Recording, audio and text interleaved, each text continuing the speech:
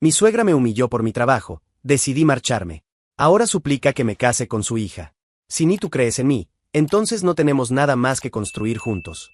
Allí estaba yo, siendo humillado por mi suegra en la mesa del comedor, mientras Sara, la mujer que amaba, permanecía en silencio sin defenderme. Fue entonces cuando algo dentro de mí se rompió para siempre. Pero para entender cómo llegué a ese momento, necesito volver al principio de mi historia. Me llamo Andrés, y desde pequeño tuve algo muy claro en la cabeza: iba a conquistar la vida con mi propio esfuerzo. Nada de herencias, nada de favores de nadie. Solo yo, mi determinación y mucho trabajo duro. Vivía en Sevilla, en un estudio pequeño en el barrio de Triana, y pasaba los días pegado al ordenador, construyendo mi pequeño negocio digital ladrillo a ladrillo. Mientras mis amigos salían a tomar cañas por las tapas del centro y se quejaban de la vida, yo estaba ahí, invirtiendo cada minuto libre en hacer despegar mi marca en las redes sociales.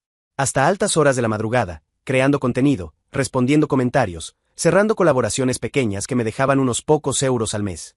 Era marketing digital para pequeños negocios locales. Nada muy glamuroso, pero era mío.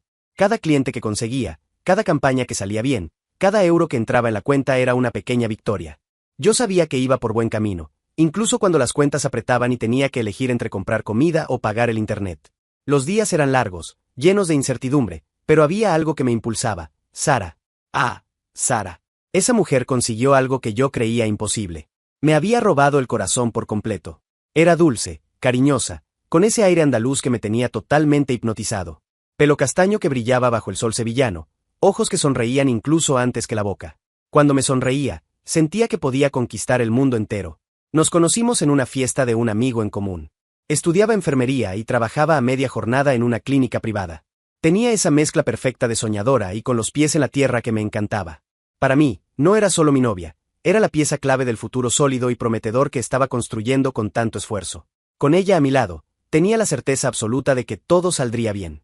Ya verás, Sara, le decía mientras le enseñaba las gráficas de mis redes sociales, creciendo despacio, pero creciendo. Dentro de poco tiempo, tendremos nuestra casa, una vida estable. Quizás hasta un piso con vistas al Guadalquivir. Solo tienes que confiar en mí. Y ella sonreía, me daba un beso y decía que creía en mí. Sé que lo vas a conseguir, Andrés. Eres distinto a los demás. Tienes esa determinación que pocos tienen. Al menos eso pensaba yo en aquella época. A medida que nuestra relación se fue haciendo más seria, ya llevábamos casi 2 años juntos, las visitas a su casa se hicieron más frecuentes. Cada domingo, comida obligatoria, festivos, cumpleaños, celebraciones familiares. Y fue entonces cuando empecé a notar algunas cosas raras, señales incómodas que al principio preferí ignorar. Su padre, Carlos, era un hombre de pocas sonrisas que trabajaba en una fábrica de componentes automovilísticos desde hacía más de 20 años. Hombre de la vieja escuela, de los que creen que el trabajo de verdad es el que te deja las manos sucias.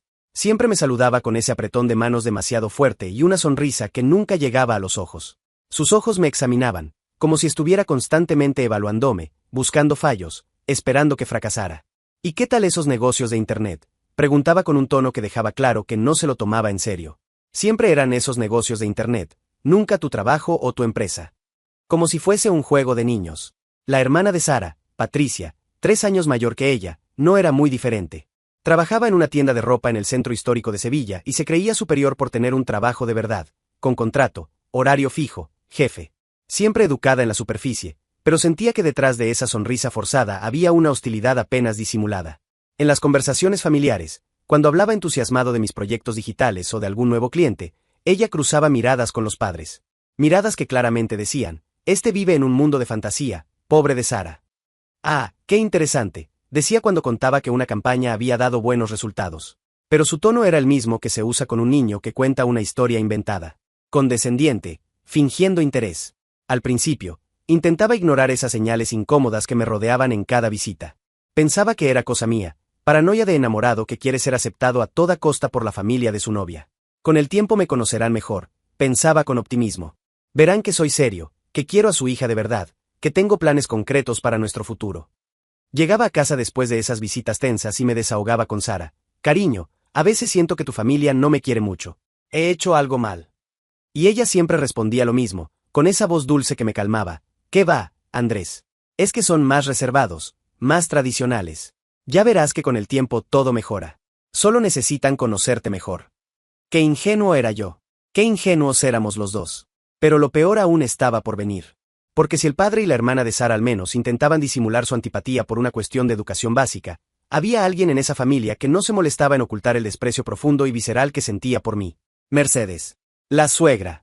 Esa mujer se iba a convertir en mi infierno personal, y yo aún no tenía ni idea de lo que se venía. Mercedes no disimulaba nada. Era distinta del resto de la familia, que al menos intentaba guardar las apariencias.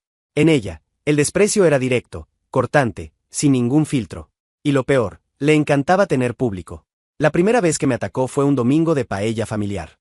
Estábamos todos reunidos en el salón, yo intentando integrarme, cuando empecé a hablar entusiasmado de un proyecto que había cerrado con una tienda de muebles local. Conseguí aumentar sus ventas online en un 40% solo en el primer mes, contaba yo, orgulloso del resultado. Fue entonces cuando Mercedes soltó esa risa sarcástica que nunca olvidaré. 40% de cero sigue siendo cero, chaval, dijo, y toda la familia se quedó en silencio. Te pasas el día inventando cifras para impresionar, pero todo el mundo sabe que eso no es un trabajo de verdad. Sentí como la sangre me subía al rostro, pero intenté mantener la calma. En realidad, Mercedes, los números son reales. La tienda puede confirmar los resultados. ¿Mercedes? Me interrumpió, con los ojos chispeando. Para ti es doña Mercedes. Y no me vengas con esos cuentitos de internet que tú y los vagos de tu generación os habéis inventado para no trabajar de verdad. El silencio en la sala era ensordecedor. Carlos carraspeó y cambió de tema. Patricia miraba al suelo. ¿Y Sara? Sara seguía callada, jugando nerviosamente con el plato. Pero eso fue solo el principio. En cada visita, Mercedes encontraba una nueva forma de humillarme. Si llegaba bien vestido. Mira tú, gastando dinero que no tiene para aparentar. Si llegaba más sencillo. Ni vestirte sabes, qué vergüenza. Si intentaba ayudar en la cocina. Sal de ahí, que los hombres en la cocina dan mala suerte. Si me quedaba en el salón. Ahí plantado como un inútil, ni te ofreces a ayudar. Era un juego imposible de ganar. Mercedes se había convertido en una experta en hacerme sentir pequeño, inadecuado, indigno de su hija. Y lo que más me dolía era ver cómo el resto de la familia empezaba a seguir su ejemplo. Carlos se volvió más directo en sus provocaciones. ¿Y tú, cuándo vas a conseguir un trabajo de verdad? Patricia se reía de los comentarios de su madre como si fuesen lo más gracioso del mundo. Pero Sara seguía en silencio. Llegó un momento en que empecé a evitar las visitas. Inventaba excusas, decía que tenía trabajo, que debía atender a un cliente. Cualquier cosa para no tener que soportar otra sesión de humillación pública. ¿Por qué ya no vienes a comer con nosotros? Preguntaba Sara, y yo intentaba explicarme sin que sonara una queja sobre su familia. Es que estoy muy liado, cariño. El negocio está creciendo, tengo que aprovechar el momento. Pero llegó el día en que no pude escaparme más. Era el cumpleaños de Mercedes, 52 años, y Sara prácticamente me rogó que fuese. Por favor, Andrés. Es el cumpleaños de mi madre. Ya sé que a veces puede ser un poco dura, pero es su forma de ser. En el fondo le caes bien. ¿Qué le caía bien en el fondo? Esa mujer me odiaba desde el primer día, y Sara o no lo veía o fingía no verlo. Pero fui. Porque amaba a Sara y creía que debía intentar mantener la paz. La fiesta se celebraba en casa de la familia, llena de parientes y vecinos. Yo intenté mantenerme discreto, saludar a todo el mundo, no dar pie a ningún ataque. Durante unas horas, parecía que todo iría bien. Hasta que Mercedes bebió unas copas de más y decidió que era momento del espectáculo. Estábamos todos sentados a la mesa, comiendo la tarta, cuando se levantó para dar un discurso de agradecimiento. Empezó hablando de sus hijos, de los nietos, de la familia, y entonces fijó la mirada en mí. Y hay quien aquí todavía tiene que aprender lo que es ser un hombre de verdad, dijo mirándome directamente. Porque un hombre de verdad no se dedica a jugar con el internet. La conversación se detuvo por completo. Fue como si alguien hubiese apagado el sonido del mundo. Pero Mercedes no había terminado. El alcohol le había soltado la lengua por completo. Mi hija se merece a alguien con un trabajo real, no a un soñador iluso que vive de fantasías. Gritó, señalándome con el dedo. ¿Tú crees que vas a mantener a una familia vendiendo aire? Despierta, chaval. Sentí como si me hubiesen dado un puñetazo en el estómago. Miré alrededor de la mesa. Los parientes me miraban con pena. Carlos negaba con la cabeza, como si estuviera de acuerdo con cada palabra. Patricia intentaba disimular una sonrisa. ¿Y Sara? Sara tenía la mirada baja, jugando con la servilleta, completamente muda. Mercedes. Empecé, intentando mantener algo de dignidad. Doña Mercedes. Vociferó. Y no me vengas con excusas. Eres un lastre en la vida de mi hija. Un parásito que solo sabe prometer y nunca cumple nada. Fue en ese momento cuando algo dentro de mí se rompió. No eran solo las palabras de Mercedes las que me destruían. Era el silencio de Sara. Era su pasividad frente a tanta humillación. Me levanté de la silla lentamente, Miré a Mercedes y le dije con la voz más firme que pude. Usted tiene todo el derecho del mundo a no gustarle yo. Pero no tiene derecho a faltarme al respeto delante de su familia. Yo digo lo que me da la gana en mi casa. Me gritó. Entonces miré a Sara, buscando algún resquicio de apoyo, una palabra de defensa, cualquier cosa que mostrara que estaba de mi lado. Y solo encontré vacío. Ni una pizca de vergüenza por su madre. Ni una defensa hacia la persona que decía amar. Solo pasividad. Solo silencio. Y entonces, con el alma herida y la voz firme, declaré frente a toda esa mesa. Si ni tú crees en mí, entonces no tenemos nada más que construir juntos. Me levanté y salí de esa casa sin mirar atrás, cargando sobre los hombros el peso de un amor que había muerto en silencio. Ella no lo defendió ni una vez. ¿Qué situación? ¿Qué opináis? Pero la libertad vino con un precio alto. Estaba completamente solo, sin Sara, sin la familia que creí que un día sería la mía, y con el ego totalmente hecho trizas. Los primeros meses fueron los peores de mi vida. No podía dormir bien, no lograba concentrarme en el trabajo. Cada vez que sonaba el teléfono, mi corazón se aceleraba pensando que era Sara llamando para disculparse, para decirme que había abierto los ojos respecto a su familia. Pero el teléfono nunca sonó. Fue entonces cuando tomé la decisión más difícil de mi vida, dejar Sevilla. Aquella ciudad estaba llena de recuerdos dolorosos, de lugares que me recordaban a ella, a una vida que ya no existía. Si de verdad quería empezar de nuevo, necesitaba un lugar nuevo, lejos de todo eso. Barcelona. La ciudad de los sueños, donde todo parecía posible. Tomé mis ahorros, que eran mínimos, hice las maletas y partí hacia lo desconocido. Alquilé un cuartito minúsculo en Gracia, en un piso compartido con otros 3 chicos que también estaban intentando buscarse la vida en la gran ciudad. Los primeros tiempos fueron brutales. Barcelona es cara, muy cara. Mi dinero se evaporaba como hielo en verano. Hubo noches en las que cené solo pan con tomate porque era lo único que podía pagar. Días en los que pensé en volver a Sevilla con el rabo entre las piernas. Pero había algo diferente en mí ahora. El dolor de la humillación se había convertido en combustible. Cada vez que Mercedes aparecía en mi cabeza gritándome que era un soñador iluso, trabajaba 2 horas más.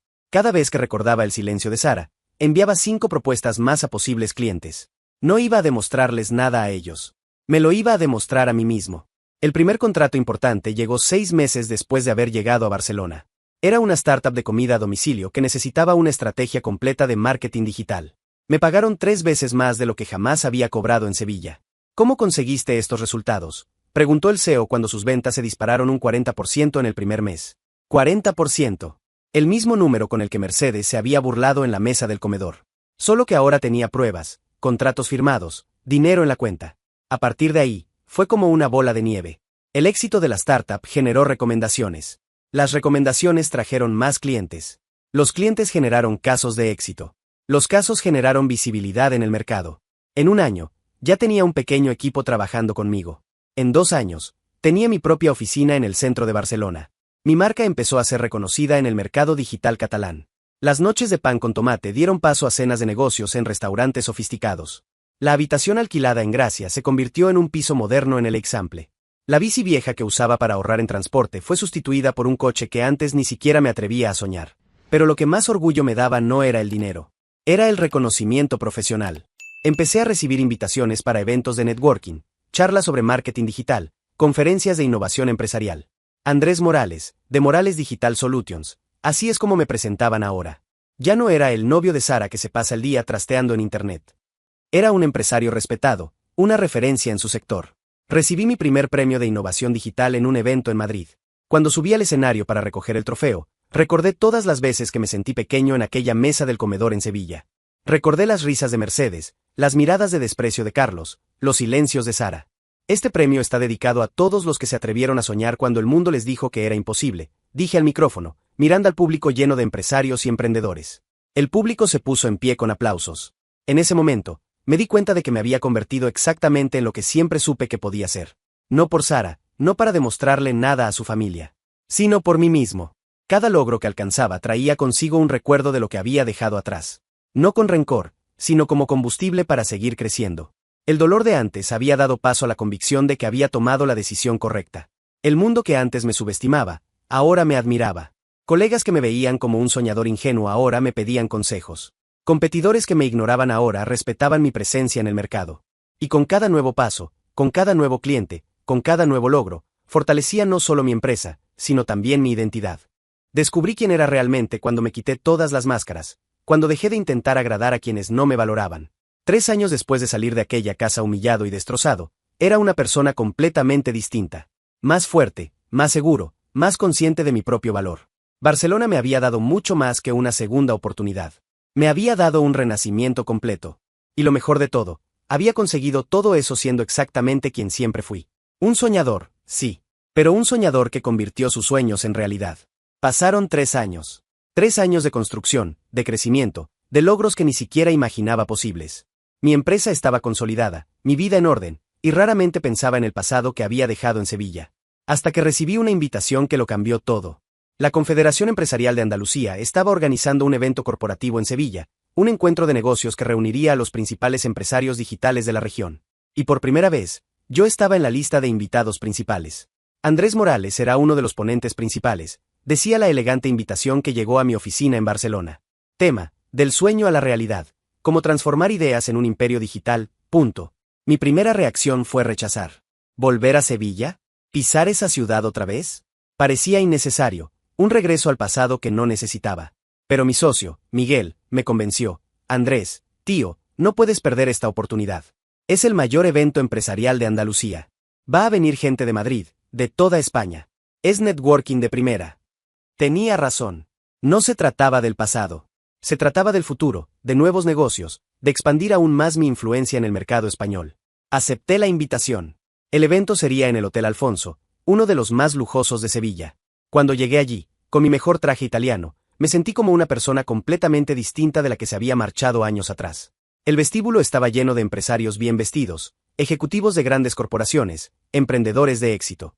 Y yo estaba allí, entre ellos, siendo tratado como un igual, como una referencia. Andrés Morales, me saludó un empresario de Madrid. Tío, soy fan tuyo.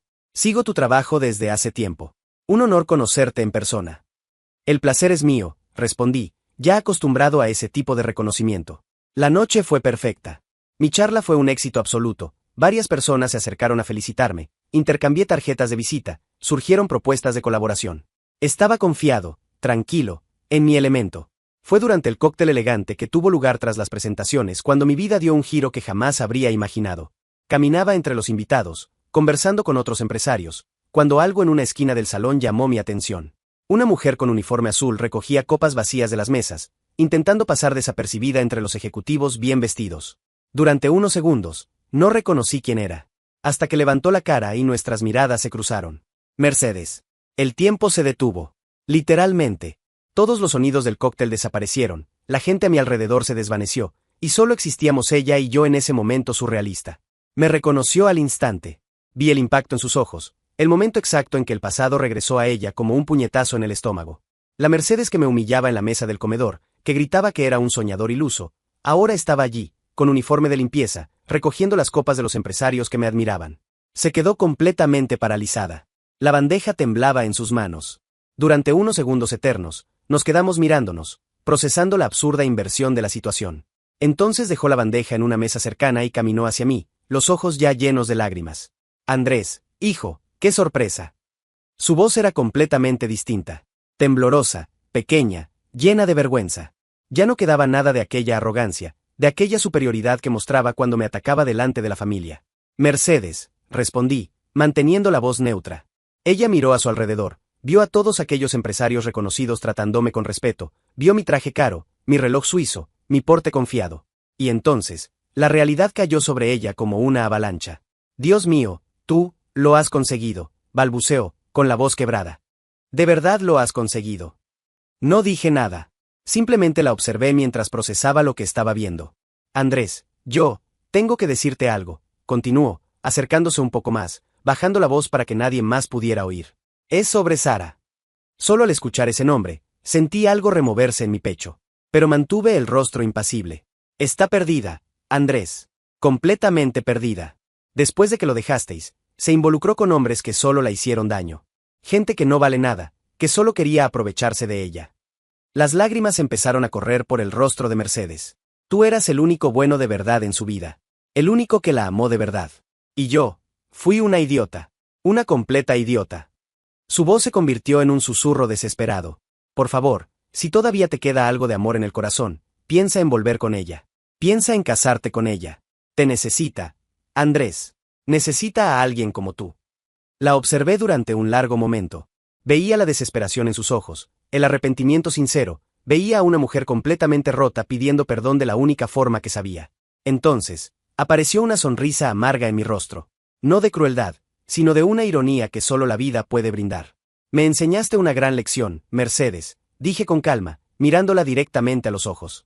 Me enseñaste a no aceptar menos de lo que merezco. Hice una pausa, dejando que las palabras calaran. Y ahora he aprendido a elegir quién puede o no caminar a mi lado.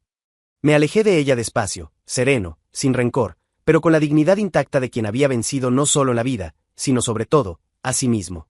La suegra pidiendo perdón después de ver su éxito. Vaya giro del destino. Coméntalo abajo.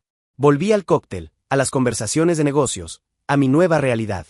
Y Mercedes se quedó allí, quieta en medio del salón, comprendiendo al fin el tamaño del error que había cometido años atrás.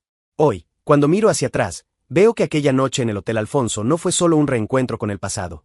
Fue el momento en que finalmente entendí que había ganado la batalla más importante de mi vida, la batalla contra las voces que intentaron hacerme pequeño. Salí de aquel hotel y volví a Barcelona con una sensación de paz que jamás había experimentado. No era la satisfacción de la venganza, no era el placer de ver a Mercedes humillada. Era algo mucho más profundo, la certeza de que me había convertido exactamente en quien siempre supe que podía ser. En los meses siguientes, mi empresa siguió creciendo de forma exponencial. Los contratos eran más grandes, más prestigiosos. Grandes corporaciones europeas empezaron a buscarme para consultorías estratégicas. Mi nombre empezó a aparecer en revistas especializadas como uno de los jóvenes empresarios más prometedores de España. Abrí sedes en Madrid y Valencia. Mi equipo creció a más de 50 empleados. La facturación anual pasó de unos cientos de miles a varios millones de euros. Todo construido con mis propias manos, ladrillo a ladrillo, como siempre soñé. Pero lo que más orgullo me daba no eran los números. Era ver a otros jóvenes emprendedores acercarse buscando orientación, queriendo saber cómo había conseguido transformar un sueño en realidad. ¿Cómo superaste las críticas?, me preguntó un chico de 20 y pocos años durante una mentoría que ofrecí en una universidad de Barcelona. Convertí las críticas en combustible, respondí. Cada no que recibí, cada persona que dudó de mí, cada humillación que sufrí, se transformó en motivación para demostrar que estaban equivocados. No para ellos, sino para mí mismo. Tenía charlas programadas para los próximos 6 meses. Invitaciones para eventos en París, Londres, Berlín. Mi historia de superación se había convertido en inspiración para otros emprendedores que también enfrentaban el escepticismo de familiares y amigos. El secreto, siempre decía en mis presentaciones, no es convencer a los demás de que vas a lograrlo. Es tener una convicción absoluta de que vas a lograrlo, incluso cuando todos te dicen que es imposible. Demostró que todos estaban equivocados. Una historia inspiradora. Suscríbete para no perderte las próximas. Y esa convicción se había convertido en mi sello personal. No era arrogancia de quien se cree superior, sino la confianza serena de quien sabe exactamente cuál es su valor. Había aprendido que el verdadero éxito no es demostrar que tienes razón a quienes dudaron de ti. El verdadero éxito es construir una vida tan sólida, tan auténtica, tan llena de propósito, que las opiniones ajenas se vuelvan irrelevantes. Mercedes, Carlos, Patricia, incluso Sara, todos ellos se habían convertido en personajes de una historia pasada. No los odiaba, no los culpaba. Sin saberlo, habían sido los catalizadores de mi transformación. Porque si Sara me hubiese defendido aquella noche, quizás nunca habría salido de mi zona de confort. Si Mercedes no me hubiese humillado, tal vez nunca habría descubierto la fuerza que llevaba dentro. Si su familia me hubiese aceptado, quizás nunca me habría visto obligado a aceptarme por completo. El dolor fue el precio de la evolución. Y ahora sabía que había valido cada lágrima, cada noche sin dormir, cada momento de duda. Mi imperio digital seguía creciendo, sostenido no solo por la competencia técnica, sino por la autenticidad de alguien que había pasado por el fuego y salido más fuerte. Los clientes no solo respetaban mi trabajo, sino también mi historia. Los empleados no solo se inspiraban en mi liderazgo, sino también en mi camino.